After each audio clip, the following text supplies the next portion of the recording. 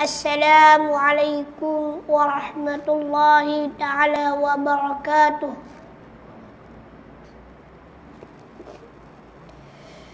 Innal hamdalillah nahmaduhu wa nasta'inu wa nastaghfiruh wa na'udzu billahi min shururi anfusina wa min sayyiati a'malina. Man yahdihillahu fala mudilla lahu wa man yudlil fala hadiya lahu. Asyhadu an la ilaha illallah wahdahu la syarika lah wa asyhadu anna Muhammadan abduhu wa rasuluh. Allahumma salli ala Sayyidina Muhammad wa ala ali Sayyidina Muhammad. Qala Allah Ta'ala fil Qur'anil Karim, A'udzu billahi minasy syaithanir rajim.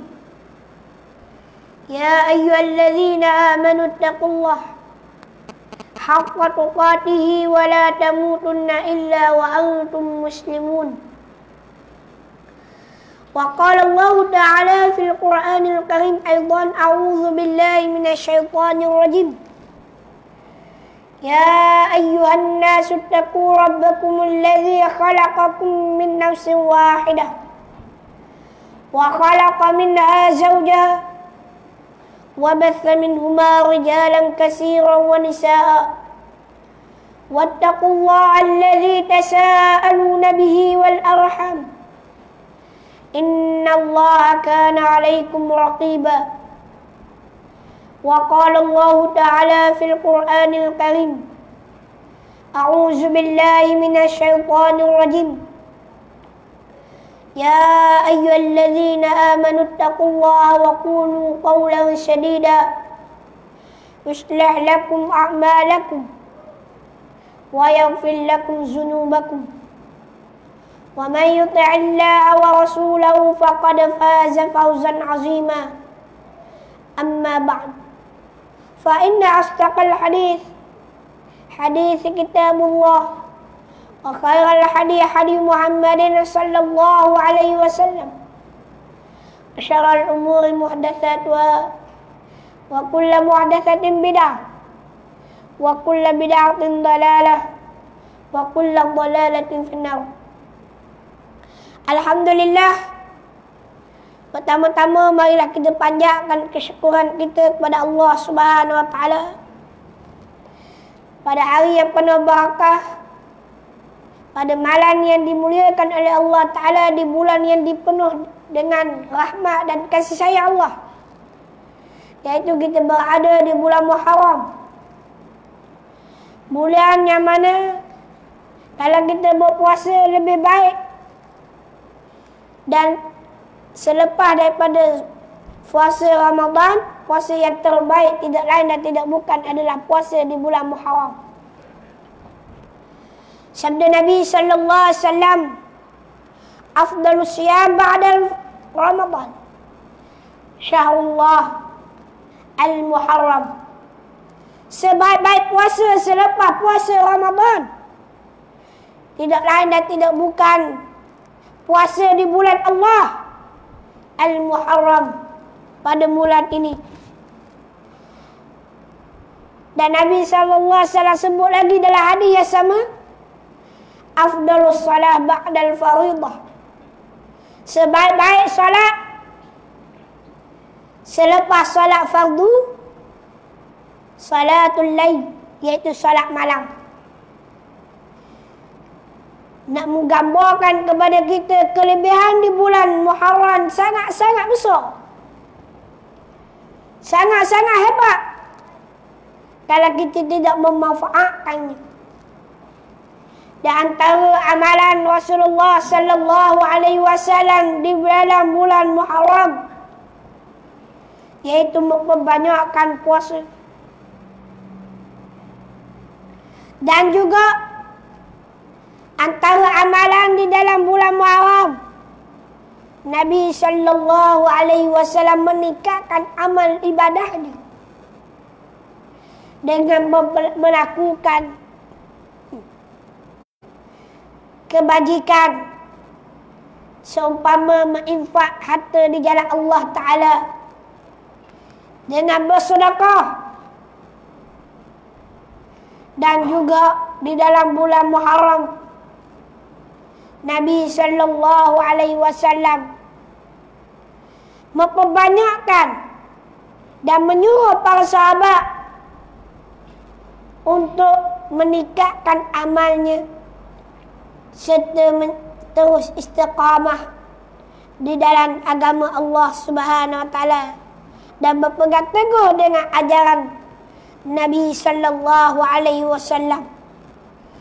Muslimin muslimat yang dirahmati Allah sekalian, alhamdulillah, ni kali pertama lah ni mari sini dah.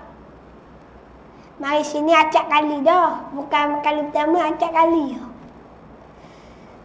Dah kalau dulu gak hari-hari sebelum kita buka madrasah di Dura tu, kita pernah jadi tenaga pengajar di pondok Darul Tauhid. Kenal tak? Ke dah kenal? Beranak nak kalau orang kampung ni dah kenal pondok. Dah masjid sebelum masjid ni, dah masjid lama tu. Masjid lama tu jadi pondok. Dah ada hamba Allah Ta'ala diwakafkan tanah dah untuk buat pondok. Alhamdulillah sekarang ni adalah pondok. Pelajar pun ramai dan tempat tinggal ada berapa nak banyak. Dah padu sebelum kepada kita minta sumbangan untuk madrasah pondok Darul Zahra, kita minta pondok ni untuk Darul Tauhid. Kita pernah minta sumbangan untuk pondok Darul Tauhid ni, pondok besar. Ni pondok kampung besar, ni masjid besar. Dah masjid baru. Dah tu masjid lama. Dah usia dia orang kata nak dekat 100 tahun. Betul ke tak tahu lah. Betul tak? Betul. Kalau tuk kabar betul je lah tu. Dah kita dah lahir lagi dah tu. Kita baru umur 20 tahun. Lebih baru.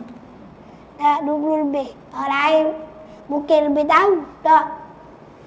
Kita tanya orang lain pun, dia kata, dah, ilahi-ilahi ada dah. Ada tahu lama mana ya? Tak, tu masjid, dah, tu. Kita rajin lah. Mari sini. Dah, tapi rajin ke singgah sembahyang sini. Mari Jumaat, rajin sembahyang sini.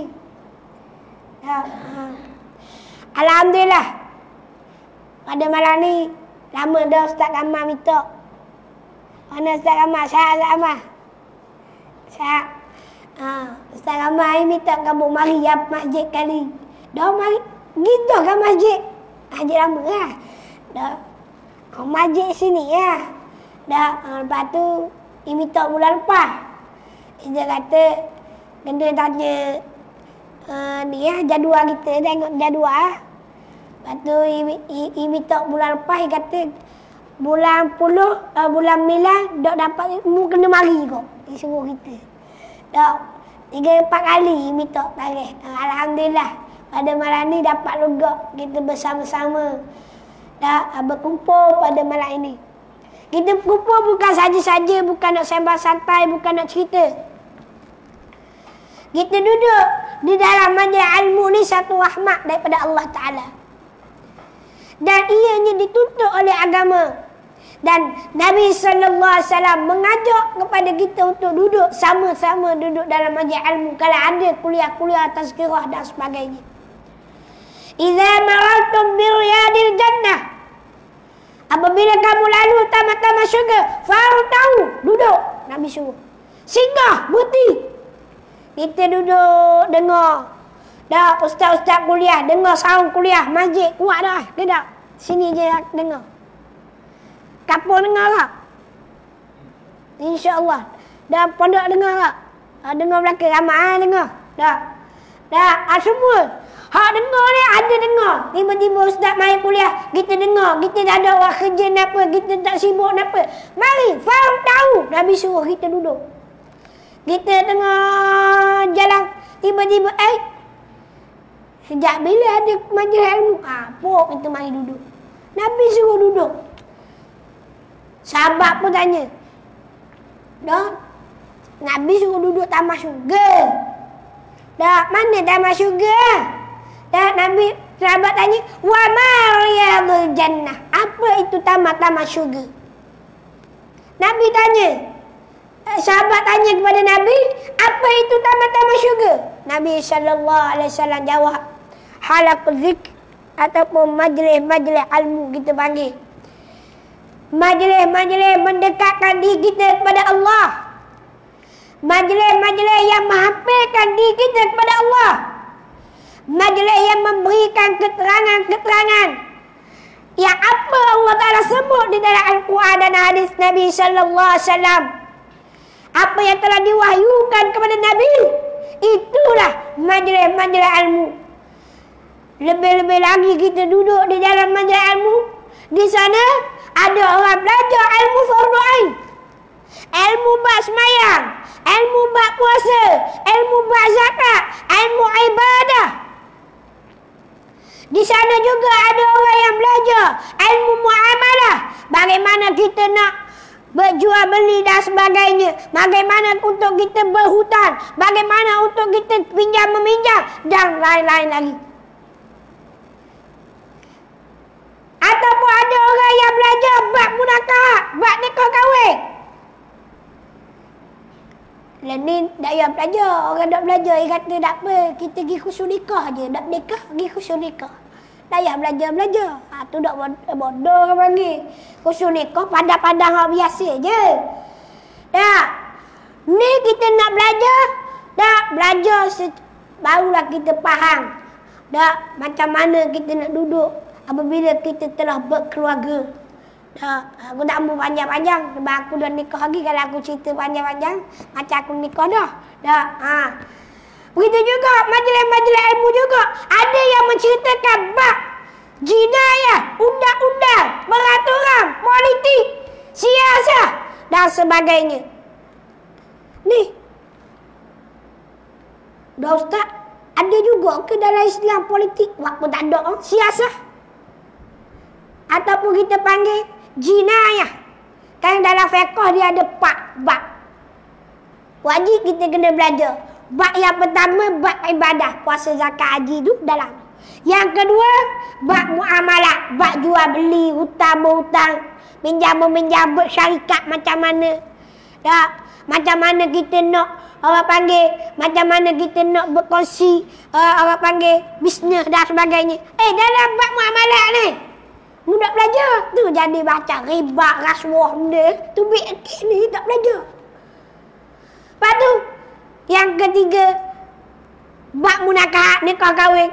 Macam mana kita nak jaga isteri kita. Macam mana isteri nak jaga suami. Macam mana nak jaga anak-anak. Macam mana kita ni apabila tidak cakap, tersasar dan sebagainya. Tak, adakah ia jatuh tolak ataupun jatuh zihar ke, jatuh li'an ke dan sebagainya. Li'an ni supah lah kalau ia tok lelaki tuduh. Ya, berzina contoh. Raja dengar tak? Ke tak raja dengar? Tak. Bab orang nikah kahwin kena tahu belakang ni. Jangan buat main-main. Tak. Kita tahu cerah je tahu. Tak, pisah lah cerah. Tak. Hak tu je, hak lain. Zihar, tahu zihar. Samakan bini dengan mak. Tak. Dan sebagainya. Tu.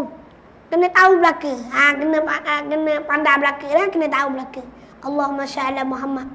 Tu buat nikah kahwin. Tak. Kahwin lah kena tahu wajib. Tahu macam aku.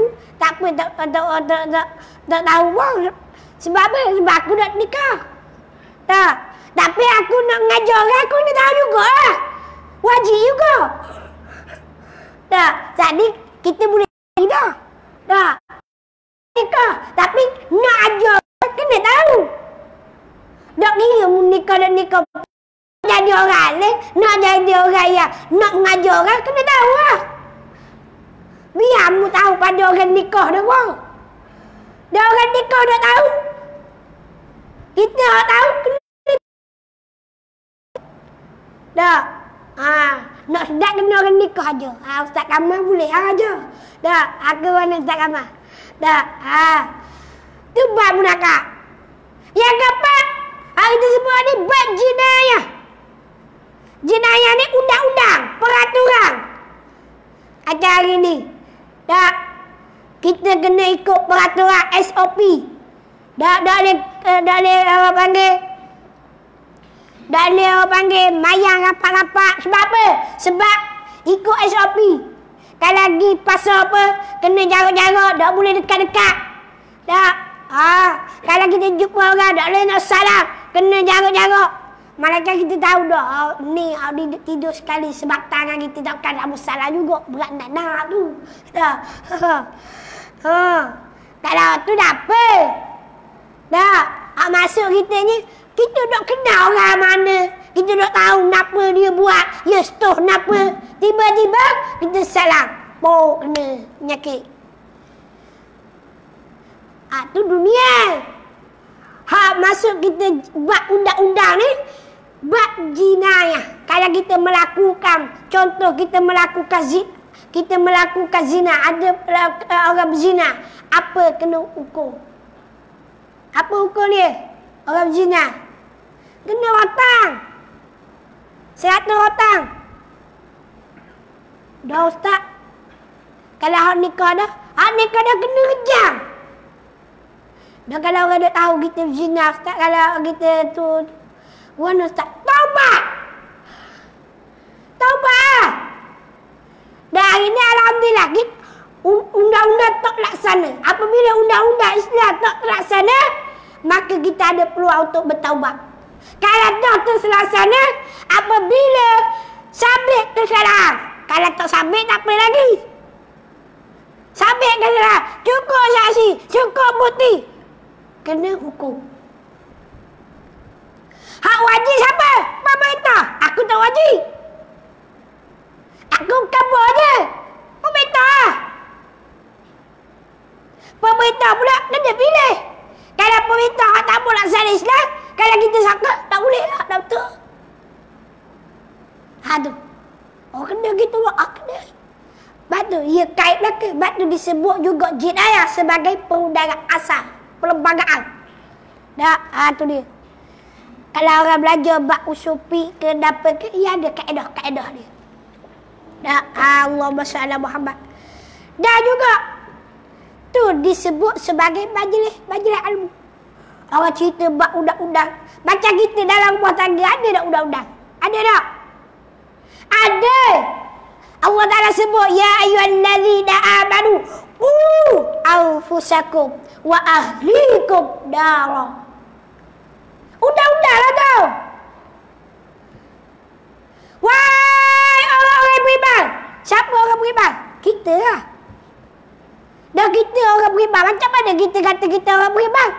Orang yang percaya adanya Allah. Orang yang percaya adanya Nabi. Dan orang yang percaya ada berlakunya hari kiamat. Dan kita akan mati dan akan bertemu dengan Allah Ta'ala. Tu orang beriman. Kita percaya Al-Quran itu wahyu Allah beri kepada Nabi sallallahu alaihi wasallam. Wahyu yang Allah Ta'ala beri kepada Nabi sallallahu alaihi wasallam sebagai mukjizat. Dan hari ini kita boleh tengok Al-Quranul Karim. Apa dah Al-Quran? Haji tengok dah Al-Quran? Haji baca dah Al-Quran? Haji, itulah perlembagaan dia. Al-Quran semua. Tu orang yang beriman, orang yang kena percaya, yakin apa yang datang daripada Al-Quran. Whatever suka atau tidak suka, setuju atau tidak setuju, wajib kena ikut, wajib kena taat. Kalau tidak setuju, kalau tidak suka, azab Allah Ta'ala yang akan menimpa kamu. Kadang-kadang Allah Ta'ala menimpa atas dunia lagi. Kalau kita tak kena atas dunia, kita akan ditimpa di akhirat kelak. Di alam kubur lagi kita kena dah ditimpa oleh Allah Ta'ala. Atas dunia hebatlah.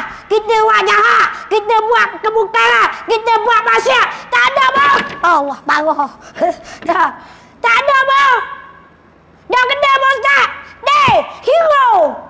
Hak buat ada maksiat, mana jahat, hero hebat segala-galanya. Tak ada pun Tuhan mana aku. Bukan dia. Kayak gibu mati ya? Mati. Abu Jahal, hero kata Mekah. Perang Badar mampu awal kali. Fir'aun hebat lagi pada kita. Raja dengar kisah Fir'aun. Fir'aun hebat dah hebat Fir'aun. Tak pernah sakit. Kita acak kali dah sakit. Bukan setakat sakit, 3 serakah pulak. Macam mana darah tinggi. Dah tambah pulak jatuh. Tambah pulak gastrik pulak tambah. Tambah pulak lagi sakit mata. Dah macam aku sakit mata. Dah apalah tu. Dah macam-macam sakit. Fir'aun 3 kali ulama sebut dalam beberapa kitab disebut Fir'aun ni tak pernah sakit. Tu halak pemua dia.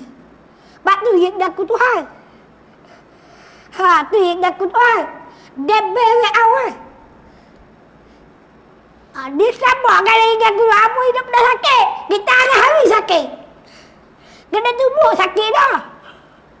Kena tapah sakit dah. Fir'aun masih sakit tahu masa dia. Masa Nabi Musa AS lahir. Nabi Musa lahir. Tiba-tiba Nabi Musa ni dia gendong Nabi Musa. Tak mau cerita lah. Nabi Musa kena buang kena apa tu. Atau aku nak bercerita. Aku nak pendekkan cerita. Kita kena gendong Nabi Musa. Dia duduk jadi bunuh kan. Gendong Nabi Musa. Nabi Musa pun bayar jagung dia. Tarik. Tarik jagung dia. Budak tarik. Kalau logik akan duk sabar sakit. Tapi nak kabar je. Hebat je Allah. Tak, Nabi Musa tarik. Setok-otok berak cair. Berak cair je sakit. Berak cair je sakit. Fir'aun. Bukan sakit biar macam kita. Berak cair tu pun sakit bola otak. Sakit sampai berat otak. Macam orang sebelit pun ada. Orang sebelit. Dah sakit lah. Sampai kotak sakit. Tu. Fir'aun kena tarik jagung. Gelegok otak cair tu berak. Tu yang sakit. Ketika mana lagi sakit? Ketika Allah SWT suruh Nabi Musa AS lepor tongkat. Pasal nak berlawan dengan ahli sihir. 100 orang ahli sihir nak berlawan dengan Nabi Musa AS. Ahli sihir ni nama pun ahli sihir. Dia sihir orang tak nampak lah. Dak nampak, dak ikut dapat dia pun lepor tali. Ahli sihir pakai lepor tali besar jadi ulu besar. Ahli sihir lepor tali kecil jadi ulu kecil. Mari dok pakai Nabi Musa AS. Allah Ta'ala kata, wahai Musa, lepor tongkatmu. Boom. Nabi Musa lepor tongkat bukan setakat boleh makan ulu-ulu ada. Istana Fir'aun boleh makan. Pakmok besar ulu. Istana Fir'aun boleh makan. Nabi Musa AS lepor tongkat. Tu mukjizat. Ulu bukan ulu biasa. Ahli sihir tengok kejut. Beri maaf ke ahli sihir. Ahli sihir hak tengok tu beri maaf ke. Hak beri maaf kena bunuh lagi oleh Fir'aun. Fir'aun pula pasal tu dia kejut. Dia stop. Berak cair pula sekali lagi. Yang ke akhir Fir'aun mati dan sakit. Masa sakaratul maut. Masa nak mati. Masa dia lemah. Di Laut Merah. Dia lemah di Laut Merah. Ketika mana dia lemah, mula-mula dia minta tolong dengan malaikat. Minta tolong dengan malaikat. Malaikat beci, disumbat batu. Tak mau bagi minta tolong dengan Allah. Minta tolong dengan aku sumbat batu. Dan akhirnya sampai saat nyawa kau barulah minta tolong dengan Allah. Tak terima adalah taubat. Tak terima adalah taubat. Masa tu sakit. Sakit saat lemah. Masa lemah. Masa nak mati lela. Tu Fir'aun. Kita Fir'aun dengan kita jauh lah. Jauh. Tapi bukan kita nak suruh hebatnya Fir'aun. Tak. Mati tak? Mati tak? Mati! Dah kita? Dah mati? Nawak dah mati. Fir'aun ada beg mati. Hidup dia 500 tahun. Fir'aun usia dia. Kita usia berapa tahun? Dah apa 40 tahun mati dah.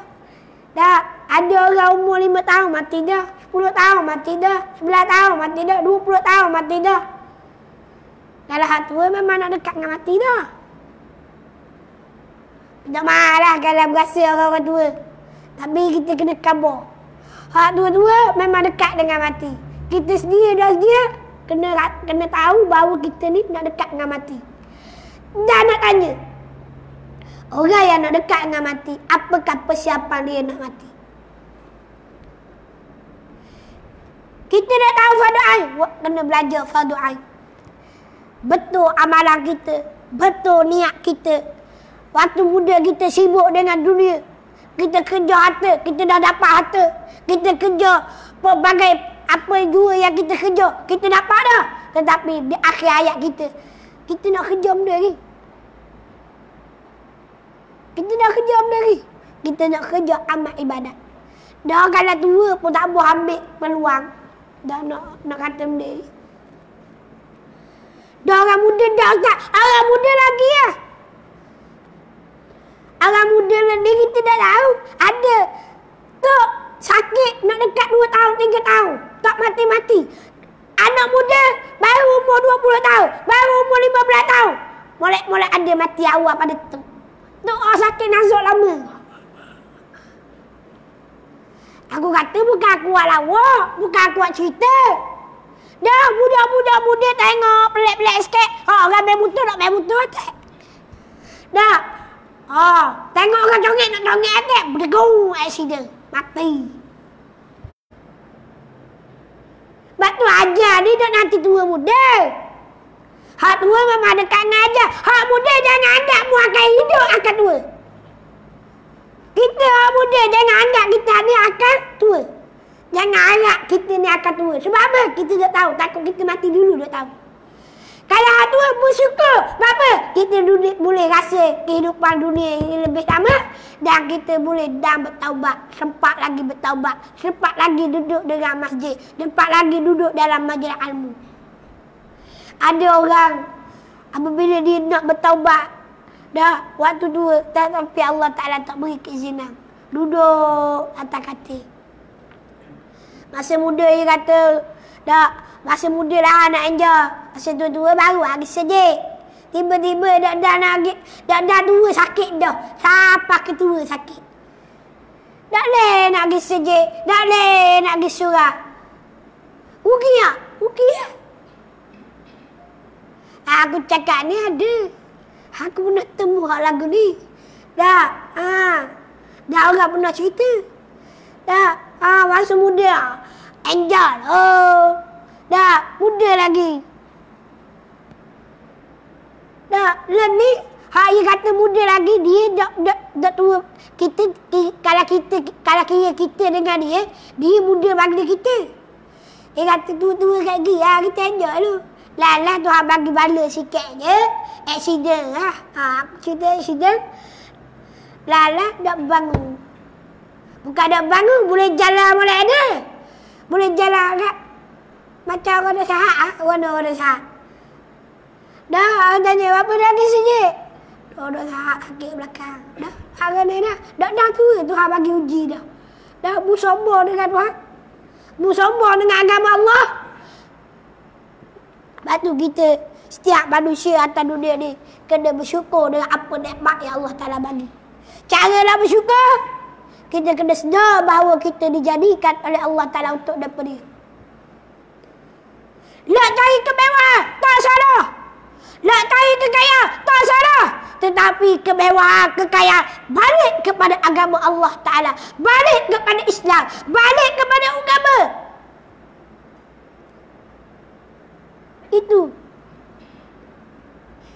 Dalam Islam, siapa tak kaya? Dalam Islam, apa ada yang kaya? Kita lihat Sayyidina Abu Bakar As-Siddiq radhiyallahu anhu. Jutawan. Sayyidina Utsman bin Affan radhiyallahu anhu. Jutawan. Dia kaya. Tetapi dia dekat dengan agama Allah. Dia dekat dengan Rasulullah SAW. Dia berkhidmat kepada Rasulullah SAW. Dan dia banyak infak hartanya untuk jalan Islam. Abdul Rahman bin Auf. Siapa tak kenal? Bahkan kalau kita tengok, kalau orang yang nak berjaya, ambil cara-cara yang diamal oleh Sayyidina Osman. Siapa orang tu tanya kehebatan Sayyidina Osman, daripada tak ada harta, zero, kosong. Daripada kosong, macam mana dia boleh jadi jutawan yang hebat? Bahkan bergudang-gudang. Gedung-gedung makanan hak milik Sayyidina Osman. Padahal dia antara orang yang paling banyak sekali yang menyumbang. Tengok telaga. Satu hari dia nak beli dengan orang Yahudi, dah telaga. Nabi kata orang yang beli telaga ni sangat-sangat butuh untuk wakafkan untuk umat Islam. Saya dah Abdul Rahman bin Auf dah dia tanya, baik dia beli. Dia pergi beli telaga. Telaga air dah untuk minum. Masa dia beli, orang Yahudi tak mau jual. Sayyidina Osman harga lagi tinggi. Dah 2 kali ganda dari harga tu. Apabila dia jual, dia beli. Lepas tu orang Yahudi kata, boleh kalau budak beli juga. Dah 11 hari. Baru nak 11 hari. Hari ni, hak aku, esok hakmu. Hari ni hak aku, esok hakmu. Laga tu. Hari ni air jadi milik aku. Tanya kepada Rasulullah. Dan Rasulullah kata, tak apalah. Hak hari ni untuk wakaf umat Islam. Hak untuk orang ramai. Esok, kalau orang nak beli dengan Yahudi tadi. Yahudi pula, ia sesa perut orang. Dah, ia wak mahal kamu. Dah harga air tinggi. Dah orang nak ambil air, kena bayar lah. Akhirnya, orang Islam ketika tu dah dapat telaga free. Hari yang Sayyidina Osman wakaf tadi, penuh orang Islam. Saat tak patuh. Esok kan, orang pula ikhtidik. Dah, dia ambil 2-3 tong, 4 tong. Dah untuk esok, untuk bekalan esok pula. Apabila gitu, orang Yahudi pula tak nak jaga telaga tu, tak ada orang. Kosong orang. Biasalah aku semua. Doa tu je orang berhajat. Orang Madinah kadang-kadang berhajat dengan air tu je. Kena beli semua. Air. Lalah, papuh tu. Dia pun kabur ke sebab ambil ke buah, ke jual. Saya dah sebab pula, suka lah. Dah. Orang boleh pakai kat bahari. Dah, apa tu tukar. Boleh. Dah kabur je Sayyidina Osman. Hebat dia. Dan Sayyidina Osman pula. Sayyidina Abdul Rahman bin Auf. Hebat. Jutawan. Hebat lagi. Gaji dia Nabi Sulaiman alaihissalam. Nabi Sulaiman hartawan, jutawan, Nabi dan juga mempunyai pemerintahan yang sangat besar. Bukan hanya pemerintahan kepada penduduk di bumi, bahkan dia juga penduduk di alam gaib. Kamu tak nampak jin, dia boleh cakap dengan jin. Dia juga ketua. Dah, dia boleh mengarahkan burung-burung, binatang-binatang, angin. Kita kalau kita arah, angin, mutiup aku panas. Dah layak sikit pun angin kamu. Tapi Sayyidina Osman pula. Dah, Nabi Sulaiman alaihissalam, dia suruh angin, muata aku ke sekian. Boleh ada siapa. Boleh ada siapa. Kehebatan. Tu kena balik mula kepada Islam. Dah, tu baru mukadimah hari ni. Dah asal tajuk lagi. Tak apa dah ni. Kau buat apa lah? Isi lah. Dah lagi. Kita masuk tajuk lah. Dah. Tu baru mukadimah. Dah asal tajuk lagi. Ni baru tajuk je. Alhamdulillah. Dah, tajuk dia kenapa dia? Biasanya kalau kita pergi mana-mana, kita akan terapkan hak ni, hak pertama. Apa dia? Iaitu takwa dan perpaduan asas keselamatan di dunia. Akhir zaman. Kita duduk di akhir zaman. Dah, bila-bila masa je dunia kacau. Bila-bila masa jaga, kita akan mati. Dan bila-bila masa saja, Imam Mahdi akan muncul. Dan Dajjal akan muncul. Bila-bila masa saja. Sebelum kemunculan Dajjal, dah akan berlaku bermacam-macam. Dah bermacam-macam antaranya. Dah banyaknya letupan-letupan bumi. Berlakunya dukhan. Dukhan ni letupan. Dan asap yang sangat gelap yang boleh memenuhi dunia. Kita tengok hari ni banyak mana dah. Dah meletup sana, meletup sini. Bung sana, bung sini. Perang nu, perang ni. Ni antara ni tanda-tanda. Ya dah ustaz, nak kiamat dah. Betul. Zaman Nabi lagi sahabat berjaga-jaga. Hampirnya kiamat. Sebab apa? Sebab zaman Nabi pun ada dah hak Nabi sebut tanda-tanda tu. Dah ada dah. Hari ni hak Nabi sebut ada belaka. Cuma hak tak ada lagi. Dah matahari terbit belah barat. Betul tak? Ada lagi? Tak ada lagi? Ada ke tak lagi? Matahari terbit belah barat. Ada? Ke tak ada? Takut masa mana tahu kok matahari terbit ke barat. Tak? Ada? Tak ada kan? Tak ada. Kalau matahari terbit belah barat kan, mutabak pun tak terima dah. Mutabak tak terima dah. Tu maksudnya hancur lah dunia.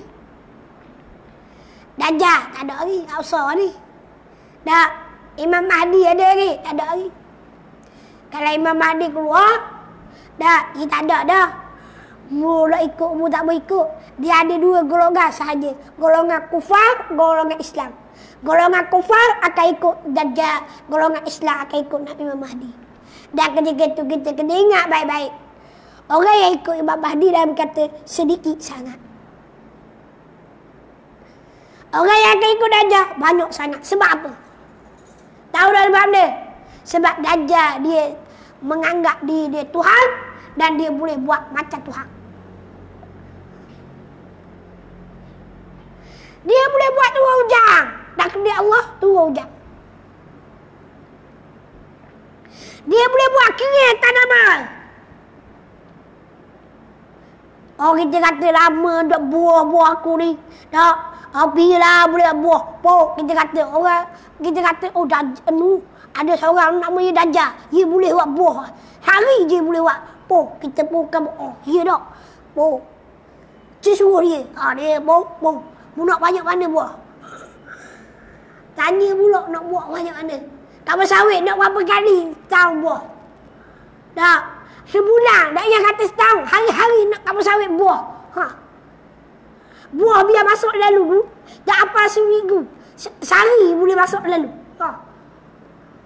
Kita jadi bidak kamu sawit juga. Hebat. Dan jangan kata boleh. Syarat ibu beri barang aku. Beri barang. Janji buah lah. Buah. Ada. Habis lah. Lepas tu ingat ketika pada akhir zaman, dia tidak ada lagi orang yang duduk atas pagar kemui Islam kendok-kendok. Yang ada Islam dan kufur. Orang yang kuat iman akan tubuh iman. Orang yang kurang iman akan tubuh kufur. Ke arah kekufuran.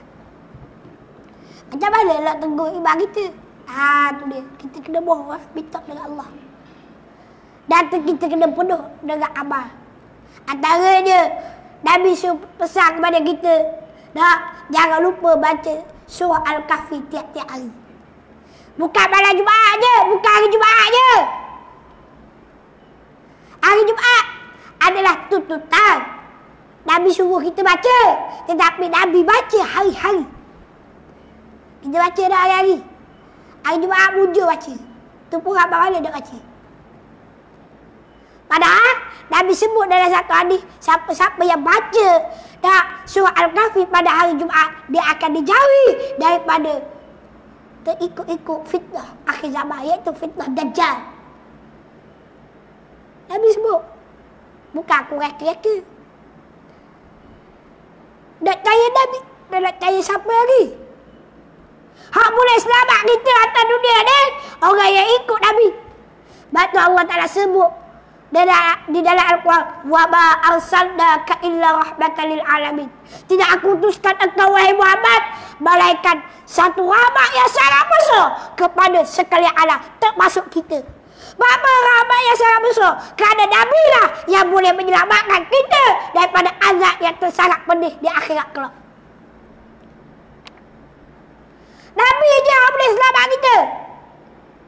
Macam mana Nabi nak selamat kita kalau kita tak ikut Nabi atas dunia ni? Kalau kita tidak ikut Al-Quran dan hadis dan apa yang telah diajar oleh Nabi, macam mana kita nak selamat? Kita kata kita orang Islam, kita ikut tak apa yang telah diajar dalam Islam, dalam agama yang telah diajar, yang disebut oleh Nabi. Kalau kita tak ikut lagi, kita kena ikut start pada hari ni dan tiap-tiap hari. Antara sunnah yang sangat besar, tidak lain dan tidak bukan, macam malam ni kita solat maghrib berjemaah. Itu antara sunnah yang paling besar. Dan sunnah ini sangat-sangat ditakuti oleh orang Yahudi, oleh orang Nasrani dan orang-orang bukan Islam. Apabila umat Islam nak berjemaah solat dia, nak berjemaah amalan dia, Isya pun masuk dah. Nak, tu dia. Boleh sambung sikit lagi? Boleh? Boleh kita sambung lagi. Orang Yahudi sangat-sangat takut kepada umat Islam yang mana kuatnya amal ibadah dia.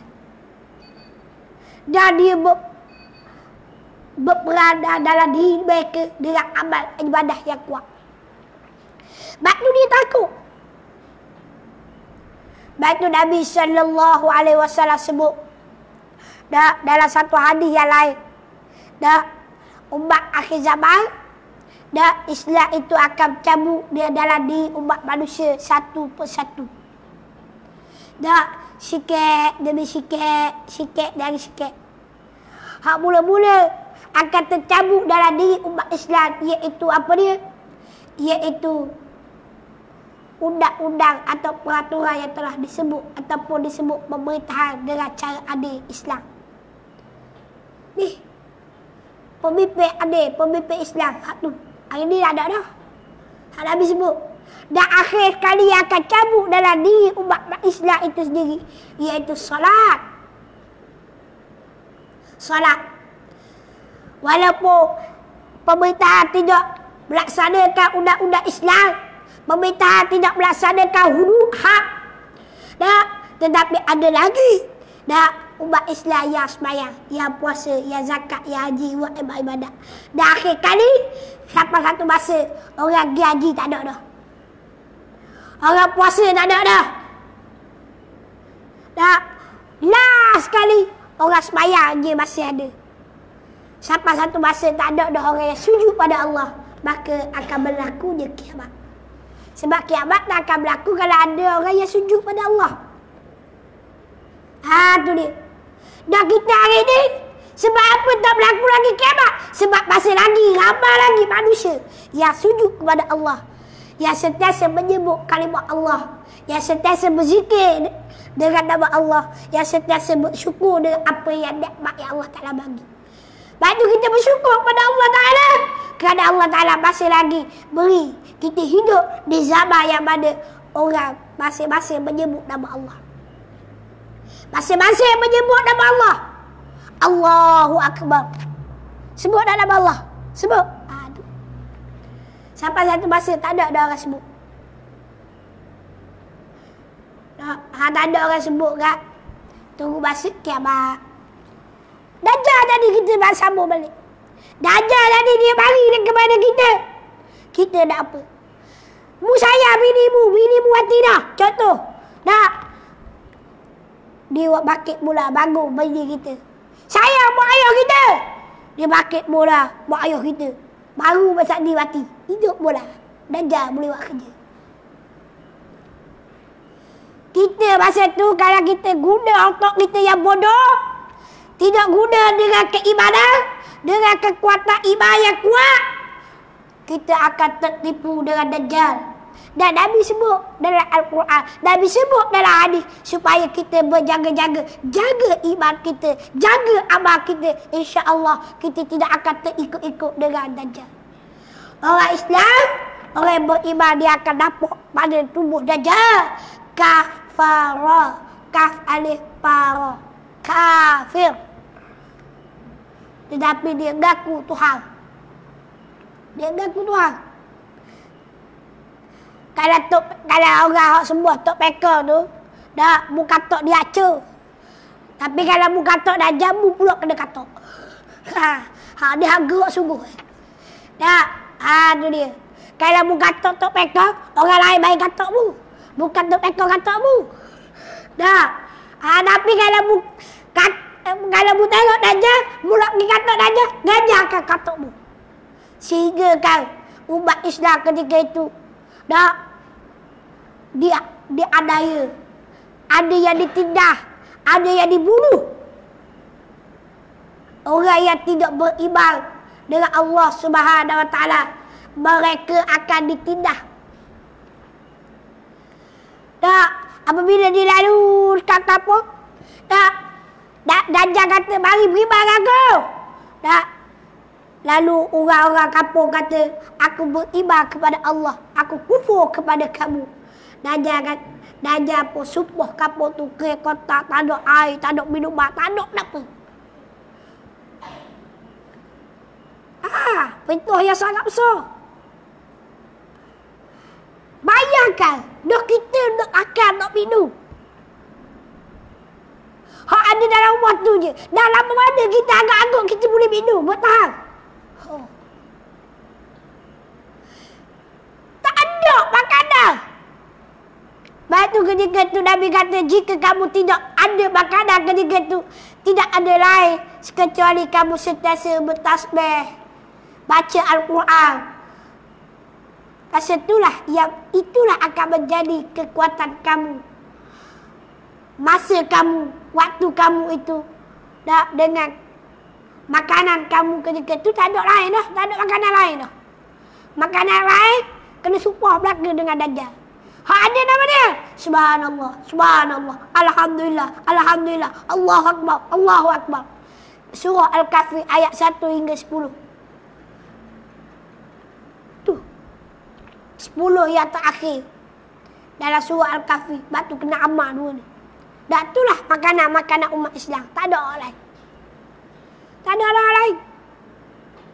Tak ada dah. Dan kalau kita tak tahan juga, kita pun ikut Dajjal, kufur kepada Allah Ta'ala. Na'udzubillah. Hak boleh selamat ketika tu Allah Ta'ala turunkan. Dan dicari tentera-tentera Imam Mahdi. Dia cari tentera Imam Mahdi. Sehingga tentera Imam Mahdi terpaksa duduk di ceruk-ceruk bukit. Nak bunuh Imam Mahdi. Nak bunuh tentera-tentera Islam. Ketika tu ada ulama kata Imam Mahdi duduk di Menara Putih di Syria. Ada sekarang ni ada. Tak, di Syria. Kena habis dah di Syria. Tak, perang. Tapi situlah tempat yang akan Imam Mahdi bersembunyi. Dok rasa betul dah Ustaz. Tak. Allah Ta'ala akan jaga. Betul dah, dunia tahu. Orang kafir pun tahu. Orang tahu. Tak. Dajjal pun tahu. Tak. Tetapi Allah Ta'ala jaga. Lalu akan turunnya Al-Masih Isa ibnu Maryam. Apabila turunnya Al-Masih Isa ibnu Maryam, dialah yang akan membunuh Dajjal. Nabi Isa AS akan bunuh Dajjal. Allahumma salli Muhammad. Balik mula. Lepas itu, hak asalnya kita duduk di akhir zaman. Tidak lain dan tidak bukan. Kita kena kukuhkan dalam diri kita takwa. Nak kukuh takwa, yaitu meninggalkan segala larangan Allah, larangan Nabi, dan ikut segala perintah Allah, perintah Nabi sallallahu alaihi wasallam. Insya-Allah kita selamat. Dan kita kena taat kepada pemimpin yang mengikut Al-Quran dan hadis Nabi sallallahu alaihi wasallam. Dan kita kena patuh kepada pemimpin selagi mana pemimpin tidak bercanggah dengan Islam. Kalau bercanggah, tidak wajib kita kena taat, tak wajib kita kena ikut. Dan dia pemimpin, tak kira dia pemimpin pun, kalau mu ikut dia, mu berdosa. Kalau pemimpin buat kemungkaran, kemaksiatan, kita meredai, kita berdosa. Hadis yang aku nak baca pada malam ni, iaitu Nabi sebut, wasam'i wa ta'ah wa in ta'ammar alaikum abdu. Walaupun dari kalangan hamba, mu wajib kena taat, mu kena ikut. Di sini, hak wajib kita kena ikut pemimpin yang mana yang mengikut Islam, yang mengikut aturan yang telah diajar.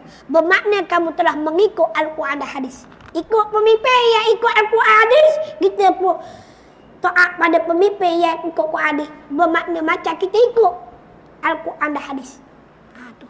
Dan yang ketiga Nabi sebut, iaitu fa innahu man ya'ish minkum fasayara ikhtilafan katsira. Aku hurah dah tadi. Dah lagi aku hurah dah tadi. Pada kalau mu hidup lama sikit, mu akan tengok banyak ikhtilaf, banyak celaru, banyak pembalahan, banyak kekacauan. Hari ni gitu. Banyak balah di antara satu sama lain. Banyak perpecahan. Ketika munafik banyak perpecahan, banyak pembalahan. Tidak lain dan tidak bukan. Perpecahan itu adalah datang daripada kucak-kacir musuh-musuh Islam.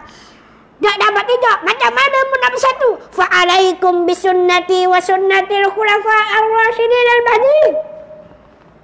Nabi bersabda, kalaulah mu tengok pemecah pembelah, mu kena balik kepada sunnahku, Al-Quran, hadis Nabi SAW, mu akan selamat. Ikut mereka yang ikut Al-Quran dan hadis, mu akan selamat. Tak ikut mereka, mu akan pecah sampai bila-bila. Wa sunnatil khulafa ar-rasyidin al-mahdi. Sunnah-sunnah para khulafa ar-rasyidin al-mahdi. Bagaimana kita melihat khulafa ar-rasyidin al-mahdi, mereka memimpin, mereka menjaga rakyat, menjaga masyarakat dengan apa yang mereka faham yang telah ditunjuk oleh Nabi sallallahu alaihi wasallam. Dan Nabi sebut juga, mu kena pegang sungguh, adu alaiha bin nawajis. Pegang sungguh-sungguh, walaupun kamu terpaksa gigit gigi garang kamu. Pegang sungguh-sungguh dengan hadis Nabi SAW. Pegang sungguh-sungguh ajaran Nabi SAW. Wa iyyakum muhdatsati umur fa inna kulla bid'atin dalalah. Kamu kena jauh perkara yang baru. Sesungguhnya banyak perkara-perkara baru dalam agama adalah dalal, adalah sesat, perkara bid'ah. Nabi suruh kita jauh perkara bid'ah. Kenapa perkara bid'ah? Sembah kubur bid'ah. Tahlil bid'ah tak? Tak bid'ah. Dah Ustaz, Nabi tak buat. Memang Nabi tak buat. Tapi boleh tak jadi bid'ah? Boleh jadi bid'ah. Sebab apa? Sebab kalau kita buat tahlil, kita memaksa makan harta anak yatim. Itu bid'ah. Makan harta anak yatim, bid'ah.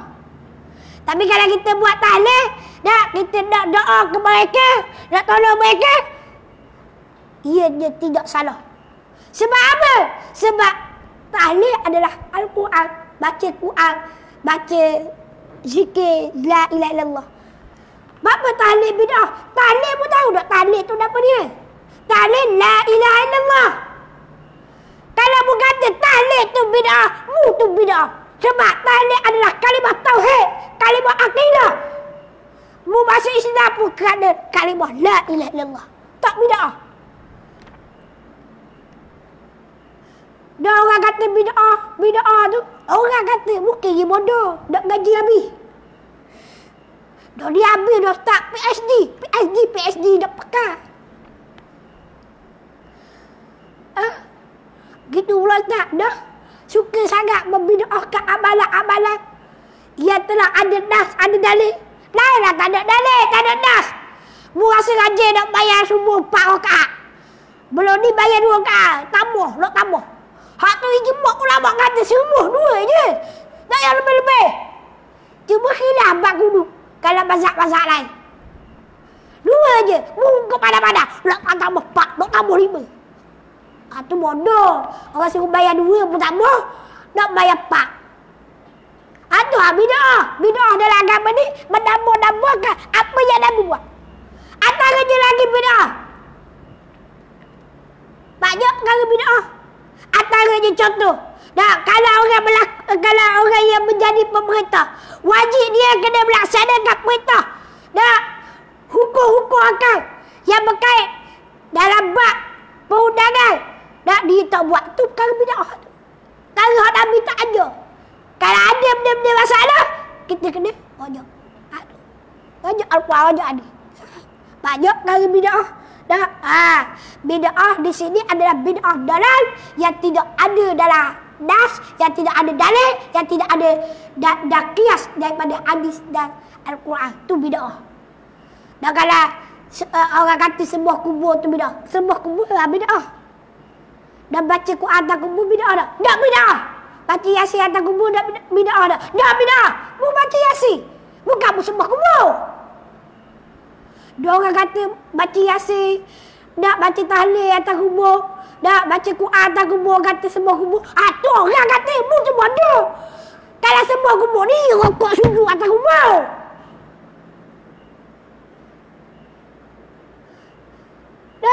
Hak bid'ahnya sembah kubur. Kalau baca Yasin ke, baca Quran ke atas kubur, tu bukan bagi sembah kubur. Tu baca Quran atas kubur. Tu nama dia. Kalau orang kata tu nama kubur, dia sebut. Kalau dia buat satu fitnah yang besar, dia besar. Mu ikut pula hak dia buat, mu berdosa. Sembah kubur memang tak boleh. Sembah Allah, hak wajibnya kita sembah. Dan kita tawasul, boleh tak? Boleh, tak ada masalah tawasul. Dengan keberkatan para wali, dengan keberkatan para ahli ulama, kita memohon kepada Allah Ta'ala. Jadikanlah kita ni orang yang bertakwa. Jadilah kita orang yang jadilah orang yang sentiasa istiqamah dalam agama. Sebagaimana kamu istiqamahkan dia yang duduk dalam kubur ni, istiqamah kata aku ni ya Allah. Minta dengan Allah, bukan minta aku pun. Kita tahu dia orang yang soleh. Kita munajat kepada Allah, mohon kepada Allah. Baca kita dah. Baca doa lepas sembahyang. Lepas orang azan kan? Wasilah perantaraan dengan Nabi. Tawasul lah tu. Dah tawasul. Dan Nabi kamu bertawasul dengan dia. Bertawasul dengan Nabi. Salah dia tawasul. Tak salah. Ada nas, ada dalil. Allah bersalah. Tu panjang pula kalau aku cerita. Aisyah dah habis panjang dah. Sekadar telah untuk kasihan kita pada pahala yang penuh barakah. Moga-moga kita mendapat manfaat. Dunia. Lepas tu kalau kita nak tolak bid'ah yang dhalalah. Kalau benda-benda khilafiyah, benda ada dalil, itu bukan bid'ah. Kalau orang kata bid'ah, itu berdoa lalu. Dia hak berdoa je. Dia buat bid'ah je. Yang membid'ahkan amalan umat Islam tak boleh. Malaikat amalan yang mana perkara yang khurafat betul-betul. Benda ni yang Nabi tak ajar, hadis tak ajar, dia buat pandai-pandai. Tu tak boleh. Wallahu a'lam. Apa yang baik datang daripada Allah, dan yang kurang yang lemah itu datang dari kelemahan saya sendiri. Saya minta maaf banyak. Mungkin disebabkan kejahilan saya, kedaifan saya, daripada nafsu yang jahat ini. Mungkin keburukan saya minta maaf banyak lah kalau ada salah silap.